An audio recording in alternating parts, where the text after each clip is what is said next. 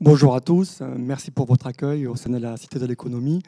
Merci aussi à Randstad, notre partenaire fidèle qui nous aide à proposer des sujets toujours nouveaux, répondant aux besoins des entreprises. Et aujourd'hui, on a l'honneur d'avoir son dirigeant pour parler de ce que doit être demain pour une entreprise. Pour nos entreprises adhérentes de Leader Occitanie et celles qui vont pouvoir suivre ce masterclass et peut-être demain nous rejoindre, TPE, PME, ETI, on rencontre deux grandes questions en cette période de rebond qui font suite à la crise du Covid. Parce que les métiers de demain, certains veulent créer une activité, veulent se lancer et se posent la question de quel métier de demain ils pourraient lancer dans la suite de leur idée initiale. Et puis il y a tous ceux qui ont déjà une entreprise, déjà une activité qui peut-être est du passé et du présent, et se posent la question de comment ils pourront la réaliser demain, la maintenir, tout en utilisant les nouveaux outils, en subissant parfois les nouvelles contraintes. On a, comme on le disait à l'instant, des besoins d'apprendre à apprendre autrement. L'éducation nationale se pose beaucoup de questions, on le voit. Les villes veulent évoluer, on l'a vu lors de conférences récentes. Comment ces instances qui évoluent peuvent répondre aux besoins des entreprises et de l'emploi. Je pense que l'avenir doit nous le dire et j'espère qu'on pourra faire un petit pas pour cela aujourd'hui. Merci.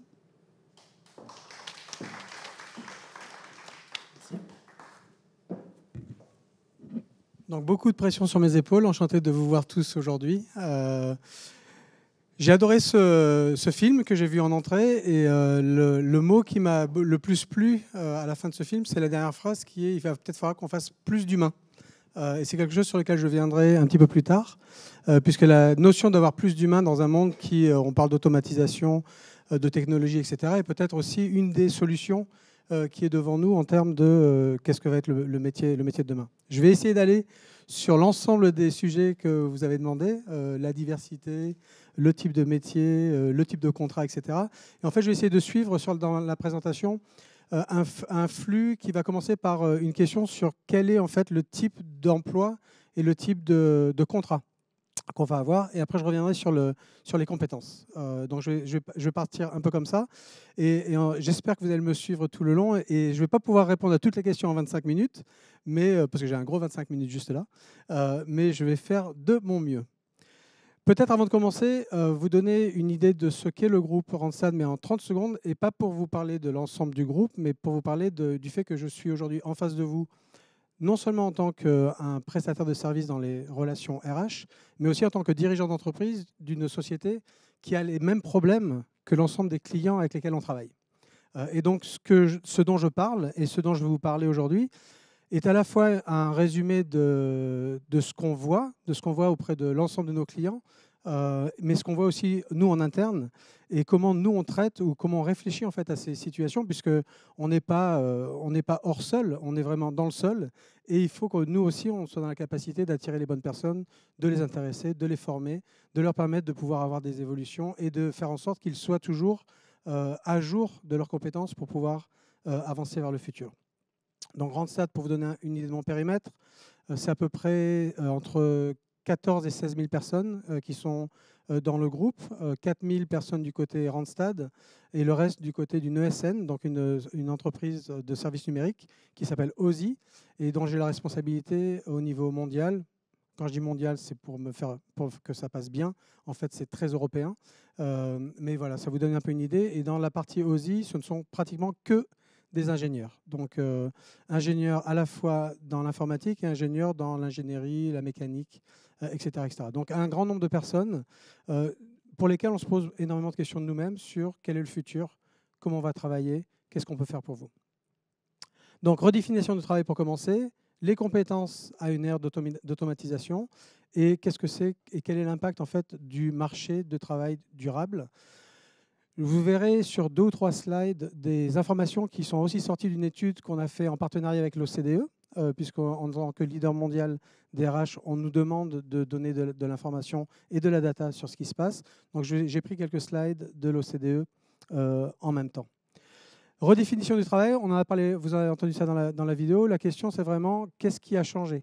Qu'est-ce qui a changé? C'est nos façons de travailler, la technologie avec laquelle on travaille, puisque la technologie qu'on a aujourd'hui est largement différente de ce qu'il y avait même il y a 5 ans. Je me souviens encore, bon, j'ai 51 ans, mais je me souviens encore en 96, j'avais installé mon premier email pour les bureaux que j'avais en Malaisie.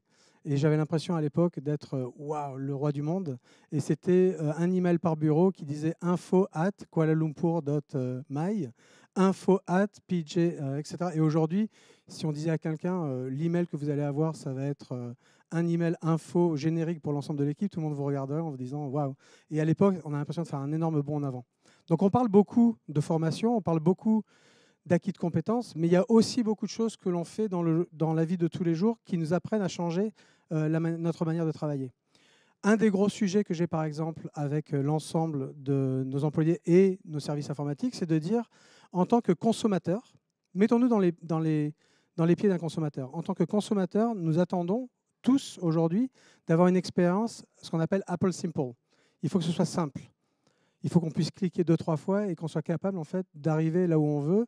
Quand vous faites vos vacances, vous voulez pouvoir faire votre réservation d'hôtel, puis après aller faire votre réservation d'avion, après aller faire votre réservation de voiture. Vous trouvez que c'est tout à fait normal que tout soit mis sur une même facture. Et ça, c'est en tant que consommateur, c'est ce que vous attendez, vous trouvez ça normal. Et si ça ne se passe pas, qu'est-ce que vous faites? Vous changez de crèmerie. Qu'est-ce qui se passe quand on est employé d'une société? On a 5 logins pour pouvoir rentrer dans 5 systèmes différents. On a des systèmes qui ne marchent pas tout le temps. On a un Wi-Fi qui n'est pas toujours génial. Et on accepte en fait en tant qu'employé des choses qu'on n'accepte pas en tant que consommateur. Et ça, c'est quelque chose qu'il faut vraiment qu'on se pose tous en tant que dirigeants des questions en disant est-ce qu'on crée une vision et une vie pour nos employés qui est Apple Simple et qui nous permet en fait intuitivement de pouvoir avancer dans le temps et de pouvoir s'adapter rapidement. Il n'y a personne de chez Apple qui vous appelle le matin quand pendant la nuit vous avez eu une update de votre software. Personne ne vous appelle pour vous faire un webinaire, pour vous expliquer comment vont être organisées vos photos. Tout ça se fait très intuitivement par du customer experience, par beaucoup d'études qui sont faites sur les façons de penser et les façons d'avancer. Donc pour moi, la formation, et on va en parler pendant longtemps, c'est une partie de formation théorique dont on a vraiment besoin, mais aussi une partie de la manière dont nous, on s'organise pour pouvoir faire des choses qui sont naturelles dans la vie des gens. Et c'est une évolution qui n'est pas vécue comme une évolution, puisque c'est une évolution naturelle en fait, des choses au fur et à mesure qu'elles avancent. Sur de nombreux marchés, il y a eu l'adoption d'attitudes qui ont été différentes vis-à-vis du travail. Ça bouge beaucoup et on va beaucoup parler du Covid en ce moment parce que c'est le sujet, on est encore dedans et on dit oui, le télétravail, les demandes de télétravail. On est maintenant à la rentrée de septembre, puisqu'on est enregistré, donc au moins j'ai remis une marque de temps. On est à la rentrée de septembre après, et ce qu'on voit, c'est que beaucoup de gens retournent au bureau. Et on a l'impression que beaucoup des discussions qu'on a eues sur le télétravail ont été un petit peu oubliées, puisque le trafic sur les routes partout en France, y compris en Occitanie à Montpellier, est un peu plus compliqué qu'il ne l'était il y a un mois. Et ça, c'est parce que les gens en fait, retournent au travail et aussi beaucoup de sociétés demandent à leurs employés de revenir, alors qu'il y a encore 2 mois, on disait mais non, on va vous permettre de faire 2 jours à la maison, 3 jours à la maison, de travailler différemment, etc., etc., etc. Même si les sociétés demandent à ce moment T de revenir, dans l'esprit des gens, l'idée du télétravail est là. Il y a une volonté pour une grande partie, à peu près 38% des gens, de vouloir travailler en télétravail. On le voit et je vous montrerai des chiffres plus tard, qui montrent qu'en fait 38% des gens aujourd'hui, dans leur demande d'emploi, vont regarder l'option télétravail comme quelque chose d'attractif, alors que c'était quelque chose qu'on ne voyait jamais avant. Et une des sociétés que j'ai dans mon portefeuille est aussi Monster, qui est un job board. Et ce qu'on voit chez Monster, c'est qu'aujourd'hui, 20% des annonces mettent dans l'annonce la notion de télétravail ou possibilité de travailler à distance, alors qu'il y a encore 6 mois, on ne voyait jamais ça dans les annonces. Donc encore une fois, c'est une évolution. Et c'est une évolution qui est aussi accompagnée par des modes d'emploi qui sont différents. Il y a énormément de conversations aujourd'hui et partout dans le monde sur la flexibilisation. Donc la vidéo parlait de l'automatisation et la robotisation qui va retirer les emplois, et on en parle maintenant depuis 100 ans. Je crois qu'on doit parler depuis 60 ans la création en fait, de l'intérim, sur le fait que l'intérim et la flexibilisation va retirer l'ensemble des CDI intérimaires, des CDI qui existent dans le monde, et on va terminer tout ce qui est emploi à longue durée, etc., etc., etc., etc. Tout ça, en fait, c'est une réalité sur une petite portion de l'emploi. Pour vous donner une idée, en France, c'est 26% des contrats qui aujourd'hui ne sont pas des CDI.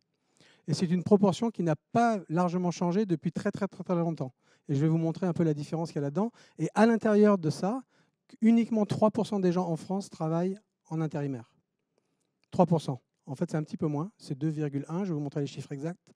Mais 2,1% des gens travaillent en intérimaire. Il y a un grand nombre de personnes qui ont maintenant accès à l'emploi par des modes d'emploi qui sont différents. Le freelancing, le CDD, l'auto-entrepreneuriat, etc., etc., etc. Et ce qu'on voit, c'est qu'en fait, ce n'est pas tant la demande de flexibilité qui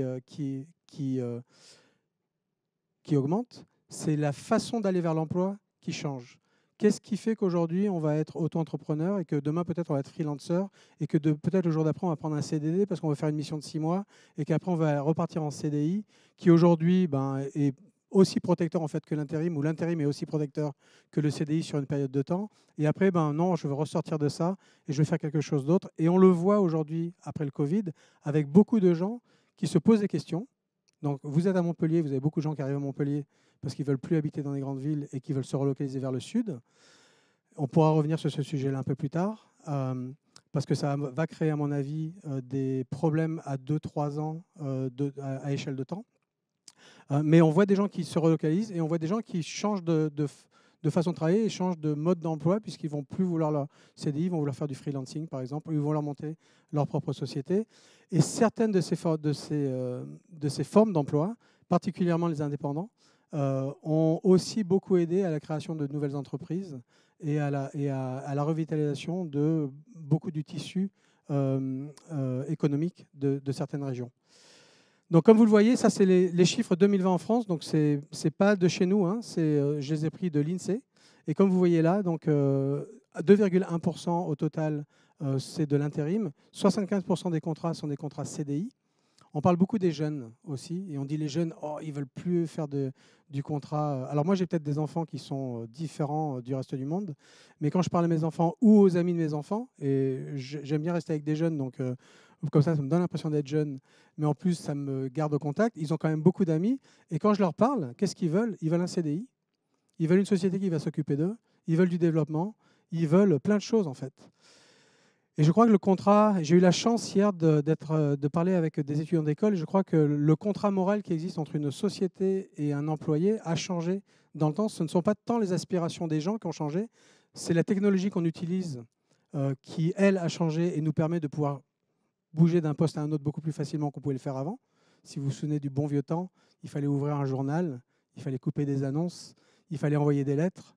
Ça prenait beaucoup de temps. Donc, entre le patron, en fait, n'était pas sympa, il n'était pas sympa pendant 1 semaine, on le tolérait, 2 semaines, on le tolérait, 3 semaines, on le tolérait, 1 an, on le tolérait, parce que c'était compliqué de changer de travail. Aujourd'hui, mon patron, il n'est pas sympa 3 jours, je sors, je vais sur LinkedIn, je vais sur un job board, je clique, et là, pour le coup, je peux changer d'emploi beaucoup plus facilement. Je n'ai plus besoin de faire une lettre de motivation, j'ai plus besoin je peux avoir un profil LinkedIn et plus du tout avoir à faire une lettre ou un CV. Et on peut changer beaucoup plus rapidement. Donc la pression, en fait, elle est sur nous en tant qu'employeurs pour être meilleurs que ce qu'on était avant.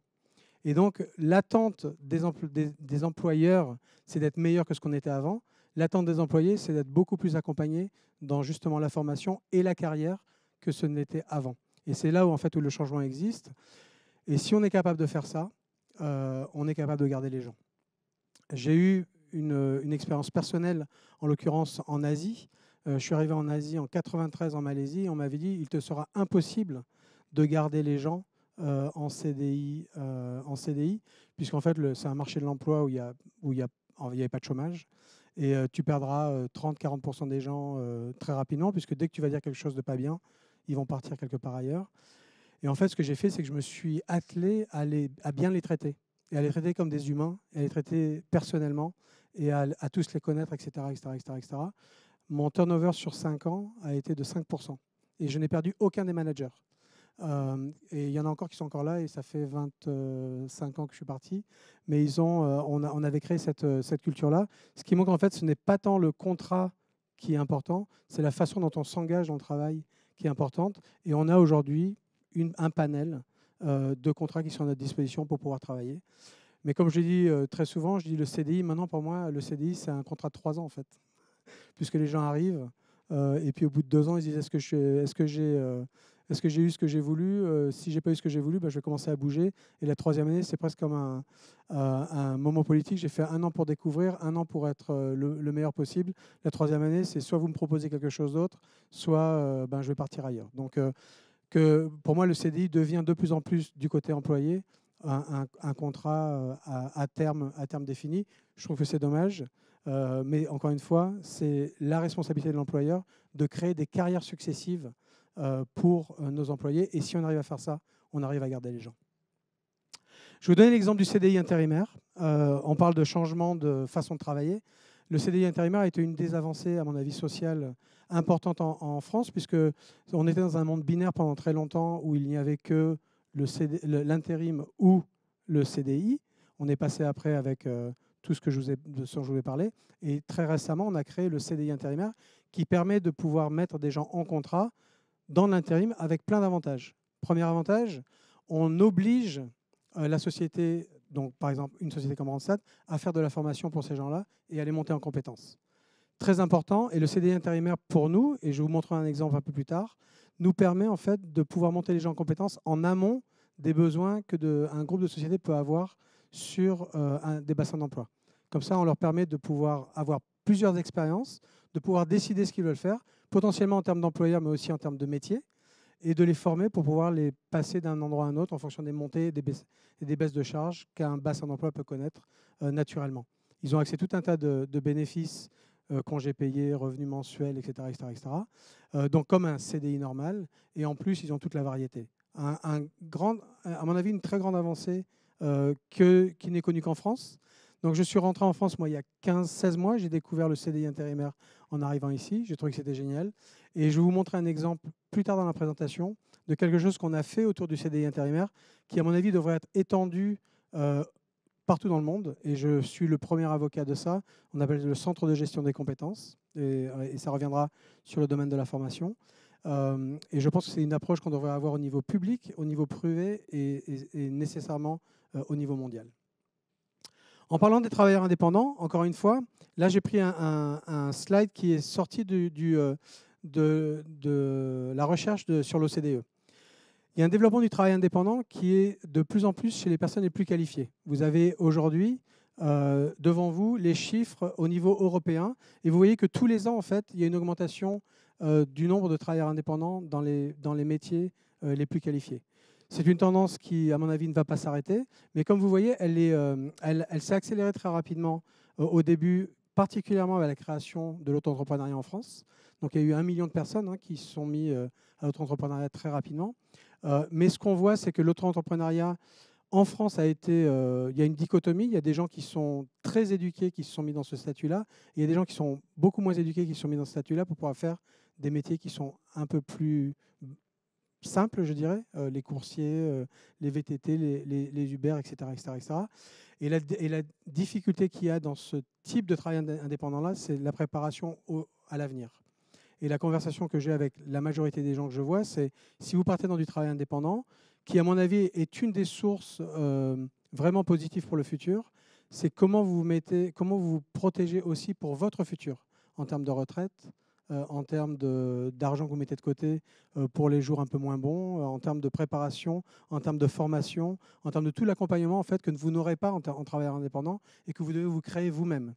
Donc je dis à tout le monde, mettez-vous dans le statut de travailleur indépendant si ça vous va, mais par contre faites-vous accompagner ou faites en sorte d'avoir tout ce qu'il vous faut ou d'être suffisamment mature pour pouvoir justement prendre les décisions que des sociétés ne vont pas prendre pour vous ou ne vont pas mettre à votre disposition. Donc il faut se mettre dans un cadre en fait, qui est plus structuré qu'autrement. Et ça, je parle pour les gens qui sont, je dirais, dans des jobs entry level, donc à l'entrée de leur carrière.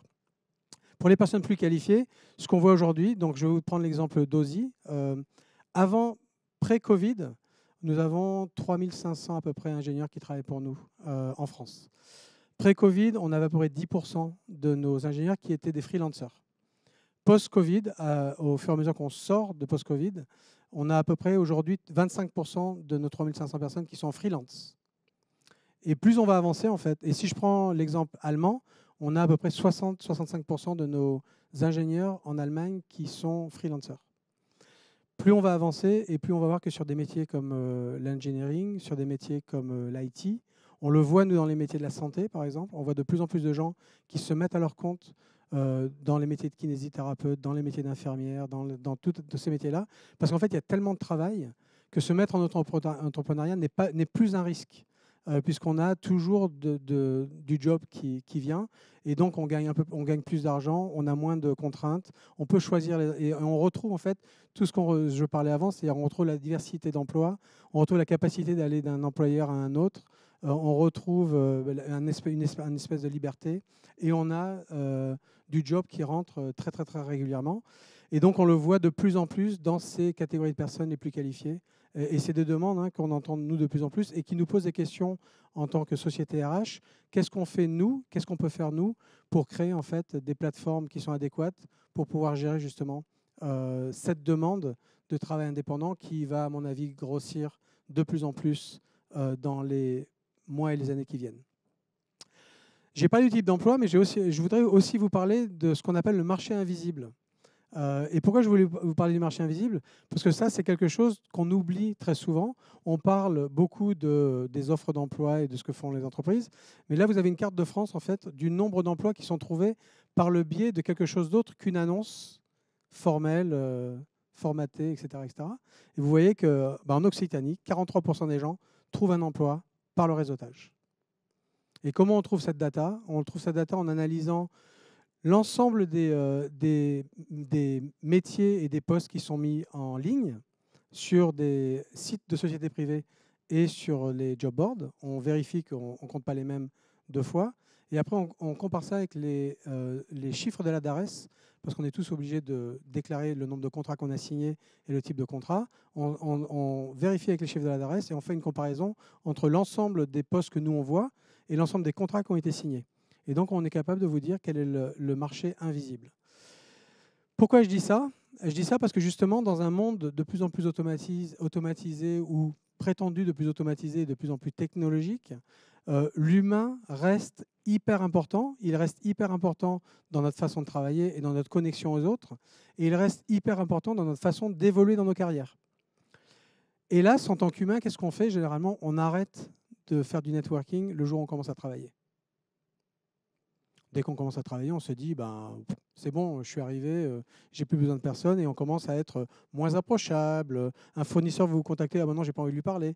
Mais qui vous dit en fait que demain le fournisseur ne sera pas votre employeur ou la personne qui va vous prendre en mission? Pourquoi traiter quelqu'un différemment à partir du moment où on a un emploi, alors que peut-être que cette personne-là demain sera un ami, potentiellement quelqu'un qui va vous donner du travail, etc., etc., etc. Et donc on arrête de faire ce networking qui est pour moi vital dans la vie, et l'humain reste vital dans notre capacité à pouvoir avancer en tant que société et à pouvoir avancer en tant qu'individu, parce qu'on ouvre par le networking la capacité d'être exposé à des choses qui nous permettent de croître personnellement, de venir dans des réunions comme celle-là où j'espère à la fin de la session vous aurez retenu une ou deux choses qui vous diront ah bah tiens, je ne pensais pas à ça de cette manière-là, et ben, ça me fait changer un petit peu mon opinion, et c'est ça qui contribue en fait à l'évolution et notre adaptation au mode du travail tel qu'il est en France mais aussi à l'étranger. Le travail en ligne et les plateformes numériques, on parle beaucoup aussi des plateformes numériques. On dit oui, vous allez voir, il y a des intermédiations, on ne veut plus voir personne, plus personne ne veut toucher, on n'aura plus de contact entre les employeurs et les candidats, tout va être automatisé, etc.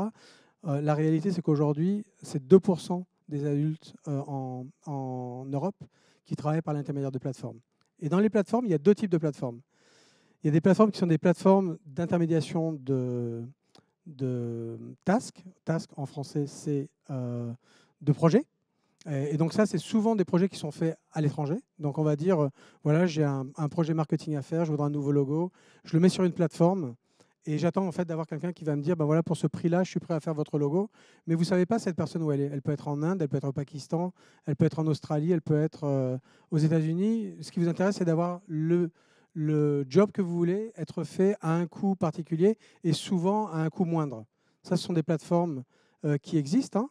Et là, ce qu'on voit, c'est que dans les pays développés, on voit que 85% des demandes qui sont mises sur ces plateformes émanent généralement des pays de l'OCDE. Et à peu près 80%, 75-80% de l'endroit où ces demandes sont faites, c'est en Asie, beaucoup en Inde, beaucoup au Pakistan.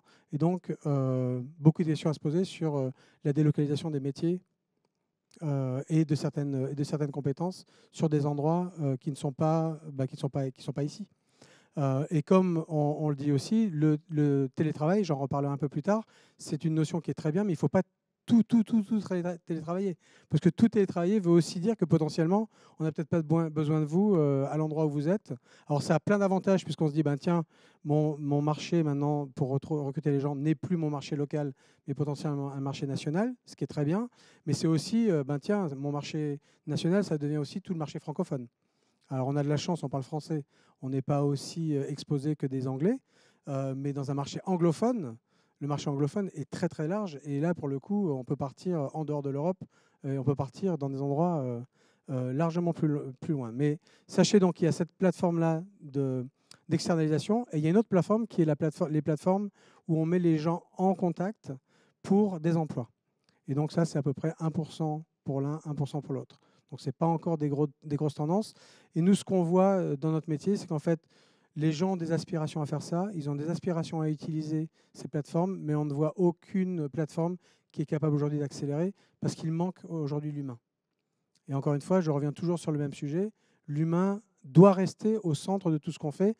Et une des choses qu'on essaie de faire, nous, et quand je dis essaye, c'est que vraiment on est dans cette phase d'apprentissage, c'est où est-ce qu'on est capable de mettre l'humain au meilleur endroit dans le processus de recrutement, pour pouvoir permettre justement aux gens d'avoir des bonnes expériences, aussi bien au niveau client qu'au niveau candidat. Le télétravail, le grand sujet du télétravail qui va être le sujet de la rentrée, qui sera le sujet, on parle du futur, qui va être le sujet du futur. Quel est le bon montant de télétravail? Est-ce que c'est 1 jour? Est-ce que c'est 2 jours? Est-ce que c'est 3 jours? Est-ce qu'on peut faire que du télétravail? Comme je vous l'ai dit avant, 38% des personnes qui sont en recherche d'emploi sont en demande aujourd'hui d'une partie de télétravail. Et vraiment, la question, c'est de se dire, premièrement, quels sont les métiers pour lesquels le télétravail s'applique? Parce que c'est très facile en fait d'aller sur des plateaux de télévision et de dire le télétravail c'est hyper important, etc., etc. Mais aujourd'hui, il y a combien de métiers en France où on peut faire vraiment du télétravail? 25%, entre 25 et 30% des métiers sont complètement télétravaillables, à peu près.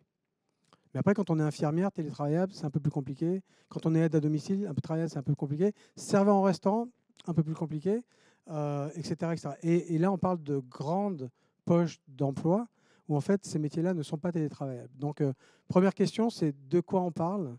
Quels sont les métiers qui sont vraiment télétravaillables? Et dans ces métiers-là, quel est le montant de télétravail qu'il est possible de faire?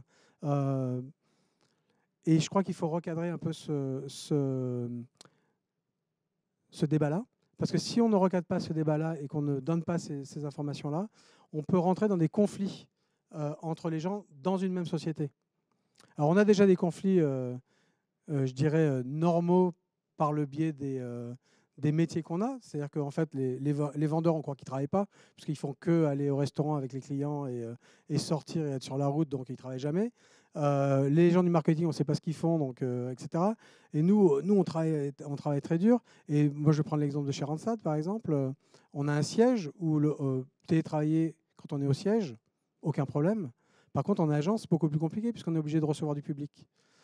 Est-ce que les attentes, si on ne met pas en fait le débat de l'attente de ce que doit faire une agence et d'avoir le débat en fait du rôle d'une agence par rapport à un rôle de siège, et qu'on ne fait pas ce débat-là, mais qu'on ne fait pas de manière ouverte avec l'ensemble des employés, est-ce que demain, alors demain je ne pense pas, mais est-ce que dans 1 an, 2 ans, 3 ans, on ne va pas se retrouver avec une guerre en interne entre des gens qui vont dire « Ah, de toute façon, les gens du siège, ils ne travaillent pas, ils partent à 4 heures », et des gens qui sont sur le terrain qui disent « Non, en fait, nous, on bosse et on est là jusqu'à 9 heures pour faire nos clôtures de paye, etc. etc., etc., etc. » Alors qu'en fait, on ne sait pas ce que les gens font de l'un côté et de l'autre. Donc en fait, il faut, à mon avis, dans le cadre du télétravail et dans le futur, faire 2 choses. 1, avoir des débats ouverts sur quels sont les postes réalistiques sur lesquels on peut le faire et on ne peut pas le faire. Éduquer l'ensemble des employés sur ces options-là. Et ma vision à moi, c'est de dire, mais si vous voulez faire 100% de télétravail, il n'y a pas de problème, mais ce ne sera pas dans cet emploi-là, ce sera dans cet emploi-là. Et donc, voilà les compétences dont vous avez besoin pour aller faire, pour être comptable. Exemple. Je ne prends pas les comptables. Mais oui, si vous voulez être comptable, voilà ce qu'il faut que vous fassiez. Et ben, allez-y, allez, devenez comptable. Et puis après, vous aurez 100% de télétravail. Par contre, si vous voulez travailler en consultant dans une agence, pour nous, par exemple, non, ce sera 1 jour, 2 jours, 3 jours. On verra ce que ce sera dans le futur. La deuxième chose qui est hyper importante, c'est de travailler en amont sur la formation des managers, sur la capacité en fait, à gérer des équipes en télétravail. Parce qu'on est très bon en fait, pour demander aux gens ou dire aux gens, allez-y, faites ce que vous voulez. Alors moi, et en l'occurrence, moi, je vais prendre un blâme sur vidéo. Je suis très bon pour dire aux gens, faites ce que vous voulez, vous êtes mature, etc., etc., etc. Puisqu'en fait, moi, j'ai toujours été un peu éduqué comme ça. Mais en fait, on oublie aussi de faire de la formation aux gens. Gérer une équipe à distance, c'est pas la même chose que gérer une équipe en face à face et de les avoir en face de nous, parce qu'on peut plus lire vraiment tous ces contacts. On peut plus. Quand on les connaît, on sait encore comment ils réagissent, mais quand on les connaît pas, on comprend plus vraiment comment ça marche. Donc, faire de la formation en avance. Et je pense que ça va poser beaucoup de questions sur quel type de formation, comment le faire, comment engager les gens.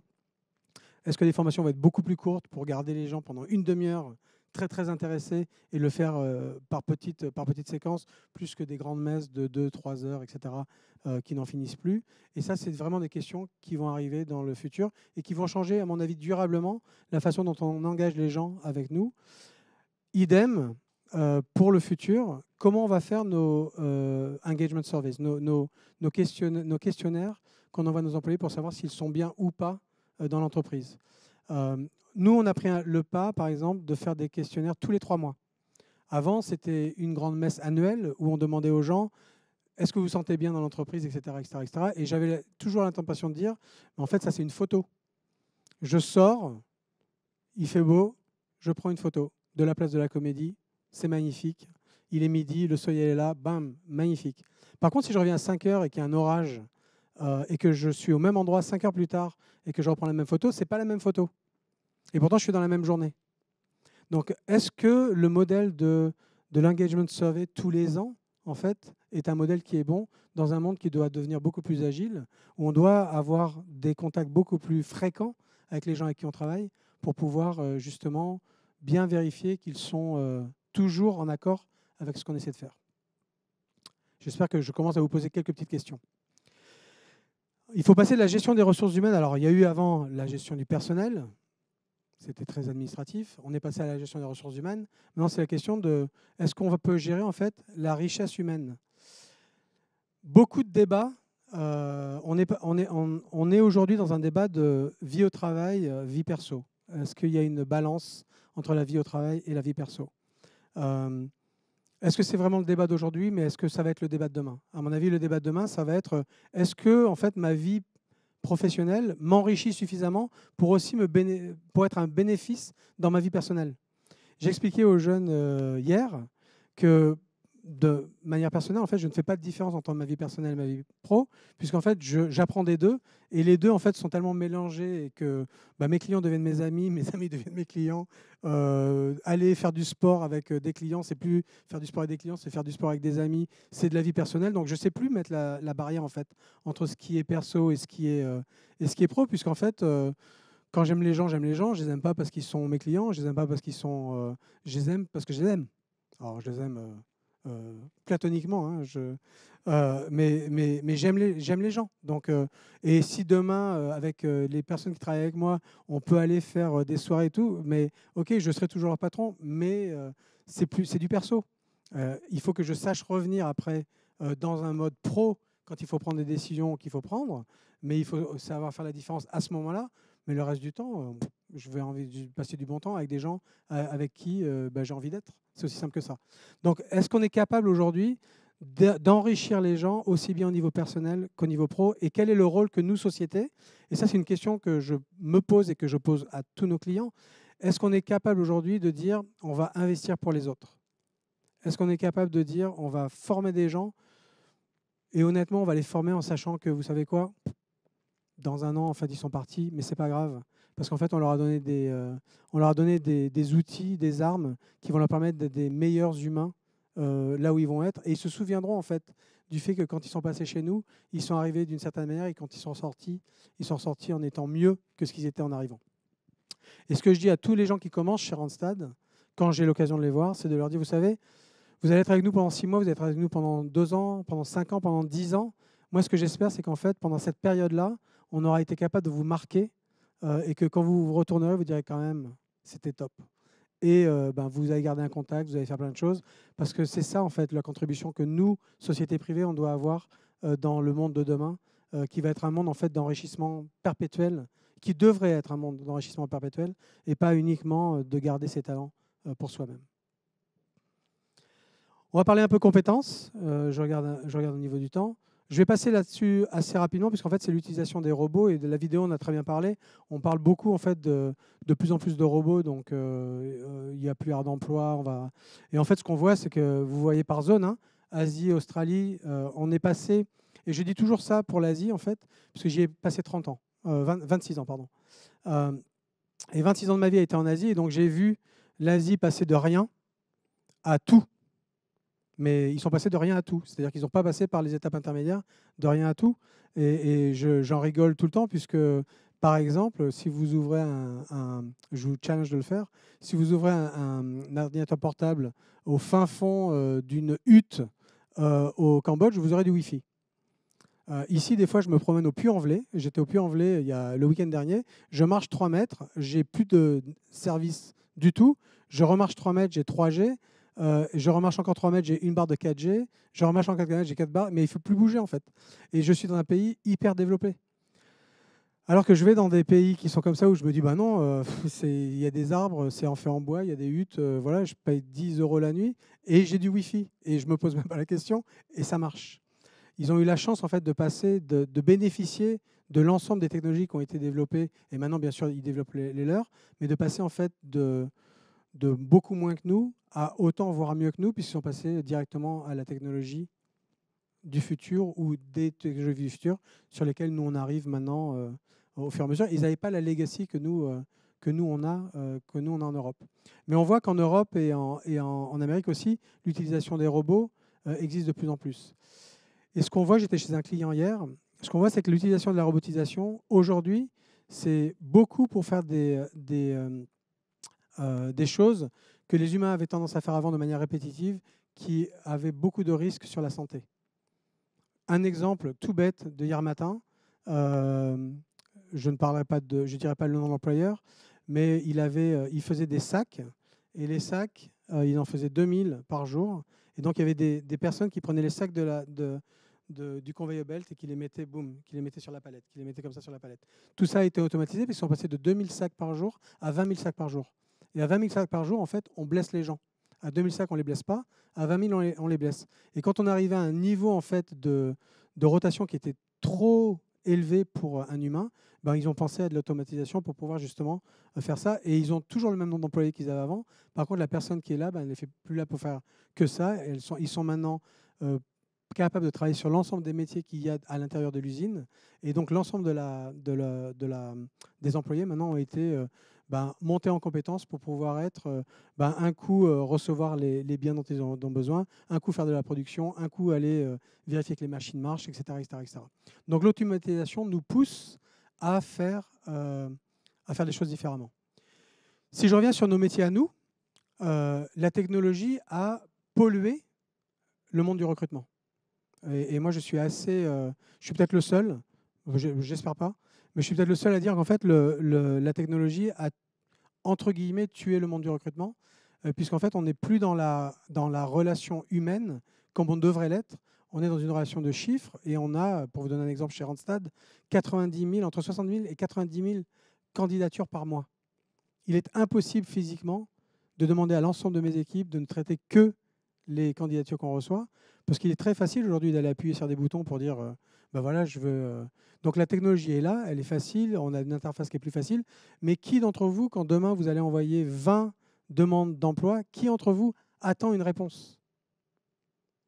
Le jour où vous recevez une lettre, alors une lettre, j'en parle même pas, mais un email qui vous dit non, vous n'avez pas été sélectionné, vous dites oh, quelle société, c'est magnifique, mais ils m'ont répondu. En fait, on n'attend même plus l'emploi, on attend juste la réponse. Et la réponse devient un différenciateur en fait, dans la qualité du service qu'on a reçu. Mais ça, c'est parce qu'en fait, ça a été rendu tellement facile, et nous, on a des débats en interne, faisant en sorte que ce soit aussi facile que possible pour que les gens puissent mettre leur CV chez nous. Et moi, je leur dis, mais non, faites-le de manière difficile. Parce que si on est capable en fait, de leur faire passer au moins 3 étapes, c'est-à-dire qu'ils sont motivés vraiment pour venir. Parce que s'ils ne passent même pas 3 étapes, on ne sait même pas. Le nombre de fois où en fait, on contacte des gens qui ne se souviennent même plus qu'il y a 3 heures, ils nous avaient envoyé leur CV, vous montre en fait les dérives que des fois la technologie emmène, puisqu'en fait, elle facilite les choses, mais elle déshumanise aussi la relation dans une relation qui est très fortement humaine. Donc la technologie, pour moi, n'est pas un risque. Les robots, pour moi, ne sont pas des risques. Ce sont des choses qui nous permettent, si on les utilise bien, de pouvoir améliorer à terme notre façon de travailler. Je suis conscient du temps, donc je vais aller le plus vite possible. Hop, donc là, c'est juste un slide pour vous montrer encore une fois de cette étude de l'OCDE. On voit par exemple en France que 16% des métiers vont disparaître et qu'il y aura un autre 33% des métiers qui vont être drastiquement changés. Et je vous montrerai quelques-uns des métiers sur lesquels on travaille actuellement. Mais pour vous dire, moi ce que j'en pense, c'est que là-dedans, sur les 33%, il y a énormément des métiers qui vont changer, mais qui vont changer graduellement. Et qui vont être de manière assez naturelle. Et on ne s'en rendra pas compte. On se rendra compte le jour où on se retournera 6 mois plus tard et on dira « Oh, mais il y a 6 mois, je ne faisais pas ce que je faisais aujourd'hui ». Mais on ne s'en rendra pas compte au fur et à mesure puisque ça va être l'évolution naturelle des outils qu'on utilise, de l'environnement dans lequel on travaille.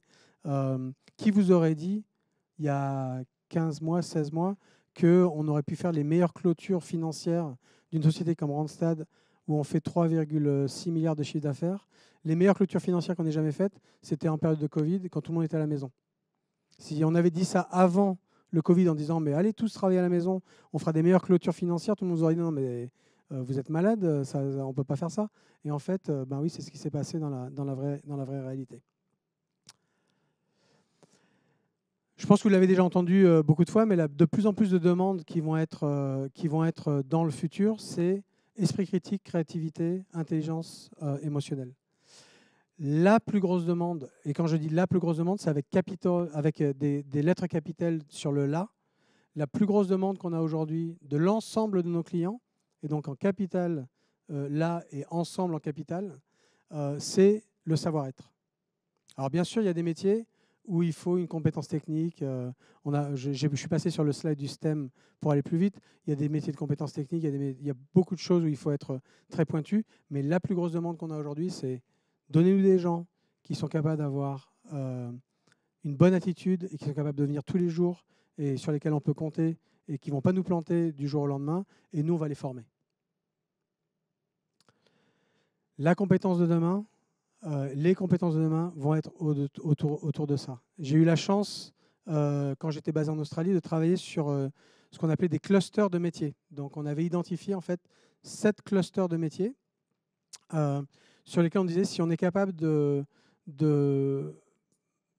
donner des formations en avance sur un certain nombre de compétences pour des gens qui sont dans ce cluster-là, on peut les faire basculer sur un ou deux autres clusters. Et donc, on avait fait des clusters adjacents pour permettre en fait de pouvoir créer des passerelles et former les gens en avance, particulièrement chez les jeunes. On s'était focusé sur les jeunes entre 17 et 25 ans pour pouvoir justement faire des formations qui étaient intéressantes. Et toute cette étude, je pouvais les montrer. Je ne veux pas le faire là parce que le temps est fini, mais je pourrais le montrer dans le futur. Mais sachez que si vous êtes dans l'information, c'est ça que les entreprises recherchent.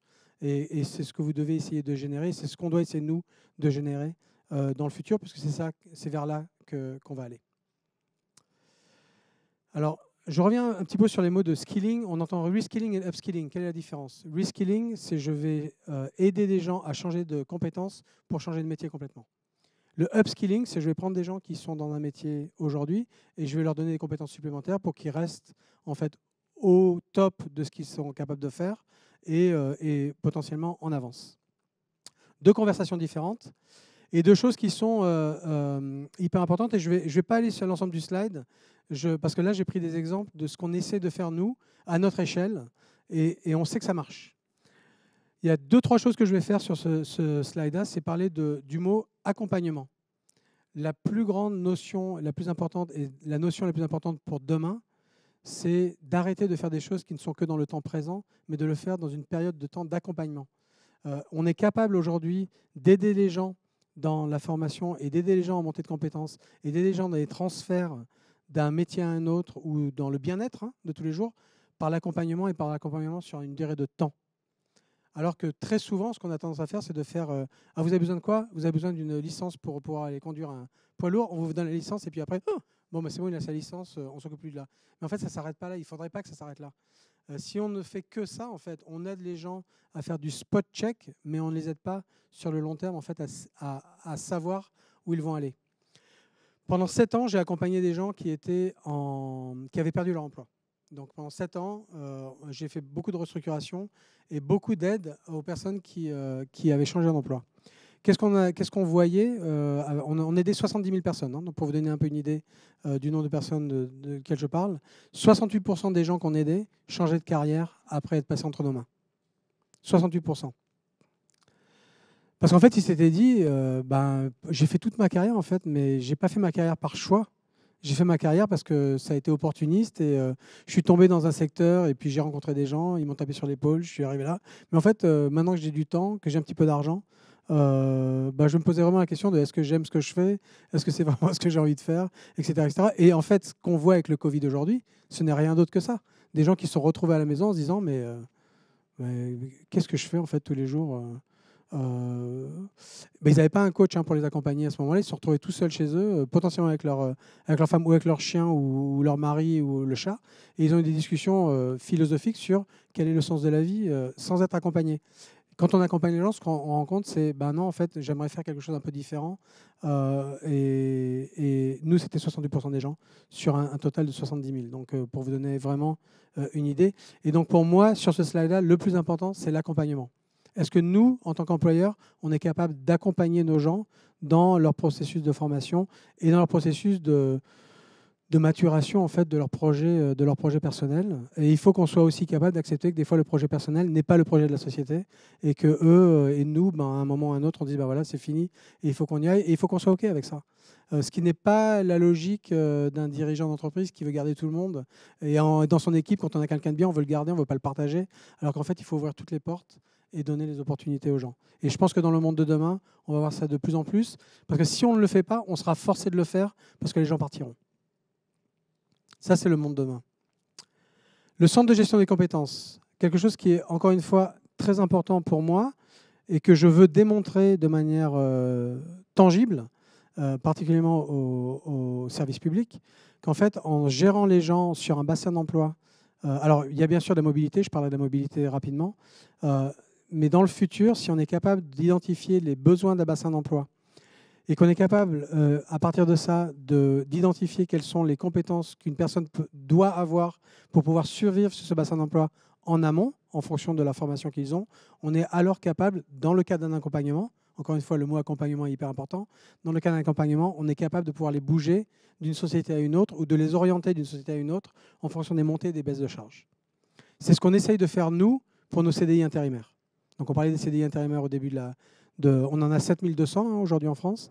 Et donc l'objectif du CDI intérimaire pour nous, c'est est-ce qu'on est capable de prendre des gens, de les former au fur et à mesure et de manière proactive dans le type de métier qu'ils ont, même si on les prend aujourd'hui en chauffeur poids lourd, c'est pas grave.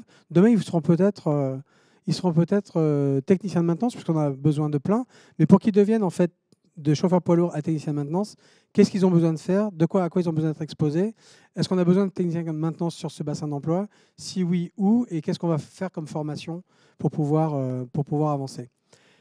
Et moi, je suis persuadé que dans le monde de demain, il y aura 2 types de formations. Alors, c'est bien d'être futuriste parce qu'en fait, dans 10 ans, je ne serai peut-être plus là. Et donc, vous ne pourrez jamais me dire que j'avais tort. Mais je vais être futuriste pour 2 secondes. Je pense qu'il y aura 2 types de formations.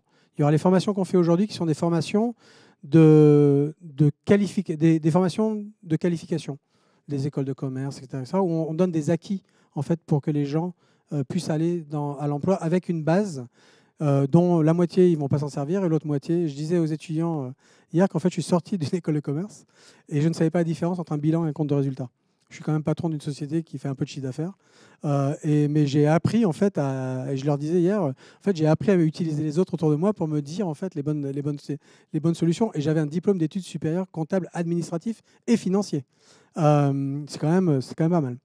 Mais j'ai réussi, maintenant je connais très bien la différence entre un compte de résultat et un bilan, je vous rassure. Donc il y aura ces formations-là. Et donc maintenant, je connais la finance parce que je l'ai apprise au fur et à mesure. Et il y aura les formations qui, à mon avis, vont venir des emplois.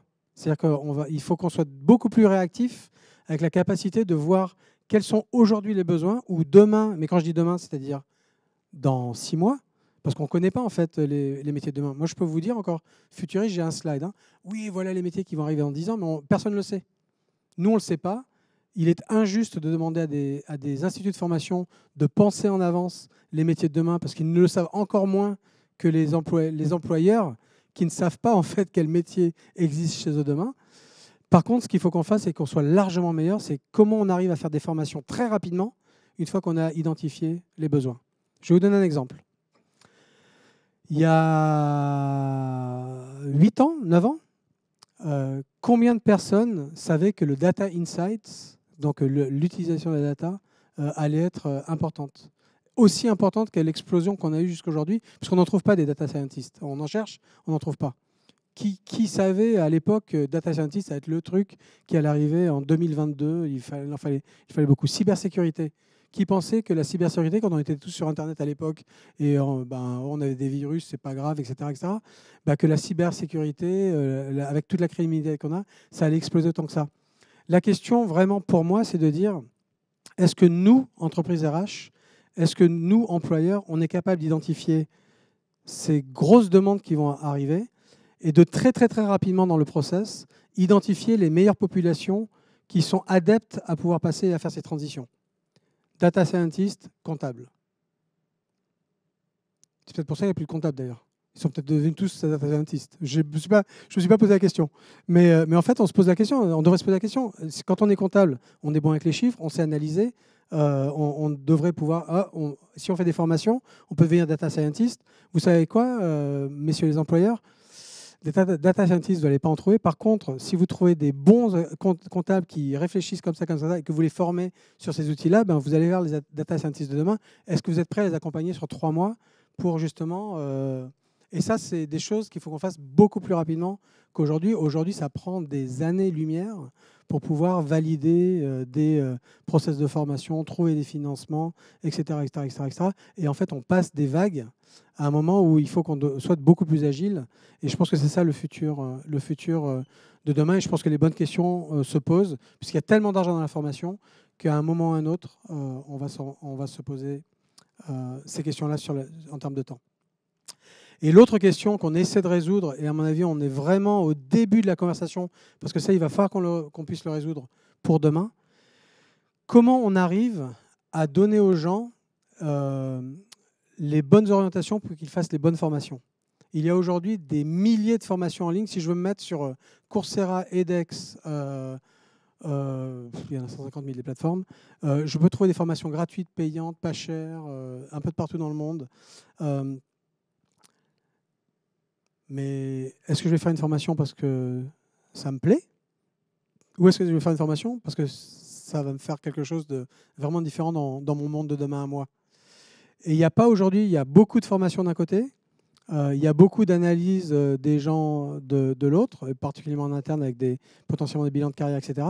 Mais il y a très peu en fait, de points de jonction qui aident encore une fois potentiellement par l'accompagnement, de dire, voilà, en fait, pour votre profil, c'est cette formation-là qu'il faudrait... N'allez pas faire ça, vous allez dépenser de l'argent pour rien. Allez faire ça parce que ça peut vous aider pour votre projet professionnel, etc., etc., etc. Et nous, ce qu'on va essayer dans le cadre de Brightfit, c'est essayer de trouver un moyen de pouvoir faire des analyses des personnalités des gens et des compétences et de les orienter vers les bonnes formations pour vraiment les aider vers le futur. Grand chantier que personne aujourd'hui n'a réussi à avoir. Alors, on en trouve un petit peu plus dans le monde de l'IT. D'ailleurs, toutes les plateformes qui marchent un petit peu dans ce domaine-là sont généralement des plateformes qui sont surtout sur la technologie, puisque là, c'est des compétences qu'il faut acquérir qui sont assez délimitées, je veux dire. Mais dans le cadre de beaucoup d'autres emplois, non, on a beaucoup de gens qui font des formations qui, en fait, ne leur servent à rien à la fin et beaucoup d'argent est dépensé pour des choses qui ne leur additionnent pas vraiment quelque chose de mieux pour leur carrière. Alors que nous, par exemple, encore une fois, chez Randstad, on dépense à peu près 51 millions aujourd'hui dans la formation. On en a fait 35 000 l'année dernière et ce sont des formations, la plupart du temps, alors il y en a des formations qui sont des formations législatives, où on est obligé de le faire pour être aux normes, mais on a à peu près un tiers, 40% des formations qui sont des formations spécifiques sur la 5G. Parce que nos clients nous demandent de la 5G, donc on va former les gens sur la 5G. Mais on met 6 mois pour monter des programmes, alors qu'on devrait les monter en 6 semaines. Et après, il faut trouver les gens, il faut les mettre, il faut qu'ils restent, etc., etc., etc. Et c'est pour ça que la question de temps, pour moi, est très importante. Donc le dernier slide que je vais vous laisser, deux petits slides, les métiers de demain. Les métiers augmentés, donc on parle de e-technicien de maintenance. Je vous donne un exemple. Je parlais avec une société qui parlait de l'imagerie, alors je ne veux pas dire des bêtises, c'est l'imagerie, les radios. Donc quand on va faire des radios à l'hôpital, etc., etc. Aujourd'hui, gros problème, des manipulateurs, il n'y en a plus. On n'en trouve plus, ils n'existent plus, ils ne sont plus là. Ils ne veulent pas travailler dans des hôpitaux publics, ce n'est pas le bon endroit pour eux pour aller. Donc manipulateur, compliqué, je vais me pousser comme ça pour prendre des photos. Manipulateur, c'est compliqué à voir. Qu'est-ce que ça va faire en fait? Qu'est-ce qui va se passer dans le futur? Ce qui va se passer dans le futur, c'est qu'en fait les centres de radiologie vont être des centres de radiologie qui vont sûrement se centraliser. Puisqu'on aura des manipulateurs qui, pour le coup, ne seront plus au niveau de compétences qu'on avait avant, puisqu'on va pouvoir former des gens à juste mettre les gens comme il faut dans la bonne position pour prendre des photos. Et les gens qui vont vraiment lire les radios, ils seront dans un centre à Cergy-Pontoise. Je sais pas pourquoi ils seront à Montpellier, parce que c'est beaucoup d'être à Montpellier. Ils seront à Montpellier et ils liront l'ensemble des images qu'ils vont recevoir de tous les hôpitaux. Et pourquoi ça aurait été ça? Uniquement pour des raisons de main-d'œuvre, parce qu'on ne les trouve pas pour le faire au niveau local. Donc les métiers vont changer. Il y aura des gens qui sont très capés pour pouvoir faire l'ensemble des analyses et qui passeront. On perdra un petit peu de l'humain, puisque pour le coup, la traduction des mots qu'on peut potentiellement avoir ne sont plus faits par les gens qui sont dans la salle avec vous, mais par quelqu'un qui est peut-être à 800 000 km. C'est encore si c'est en France. Et après, on aura des gens qui seront plus la jonction humaine pour faire ça. Un exemple. Technicien de maintenance, même problème. Il n'y a pas une société avec laquelle vous travaillez qui n'a pas besoin de technicien de maintenance. On a un point aujourd'hui où quand je me promène chez des clients et qu'il y a un technicien de maintenance qui passe à côté d'eux, ils me disent lui, je ne te le présente pas parce que si je te donne son nom, en fait, tu vas le trouver sur LinkedIn et tu vas me le piquer, tu vas me le mettre ailleurs. Non, je dis quand même, je ne suis quand même pas comme ça. Mais technicien de maintenance, pas possible. Agent d'entretien, enfin vous voyez, chaudronnier, électricien, etc. C'est assez intéressant pour moi qui suis rentré, juste avant de venir ici, j'étais en Australie, où en Australie, les métiers tels que plombier, électricien, etc., c'était le Graal. Être plombier, sortir de la meilleure école de la ville et de partir après faire de la plomberie, c'était génial, parce qu'en fait, pour des raisons de taxes, il était plus intéressant d'avoir son propre société et d'être plombier que d'être salarié dans une entreprise. Donc tout le monde disait, non, moi je vais être plombier. Je jouais au rugby, je crois que j'avais 14 plombiers, électriciens, chauffeurs. Si je voulais monter une maison, en fait, j'avais mon équipe de rugby, j'avais juste à demander et j'avais tout le monde pour faire tout ce dont j'avais besoin, parce que c'est quelque chose de noble.